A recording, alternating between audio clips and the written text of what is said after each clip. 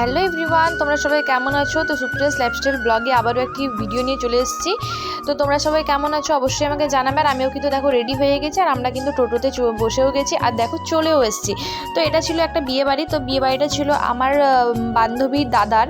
তো যেহেতু বান্ধবীর দাদার ছিল তাই আমরা চলেও এসেছিলাম। আর এই দেখো এখানে কিন্তু এসেই দেখছি অনেকটা লম্বা লাইন, মানে ভিড়, এতটাই বউ দেখার জন্য ভিড় হয়েছিল। তো যাই হোক শেষমেশ আমরা এলাম। আর ওই যে ওটা আমার বান্ধবী আর তারই দাদার বউ। আর এখানে আমরা বসেছিলাম একটু সেলফি টেলফি নিয়ে।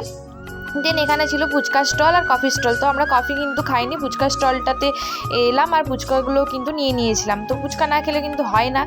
আর তারপরে কিন্তু খাবারের জায়গায় এসেছি, আর অনেক কষ্ট করে কিন্তু খাবারের জায়গাতেও বসেছি, কারণ প্রচণ্ড ভিড় ছিল।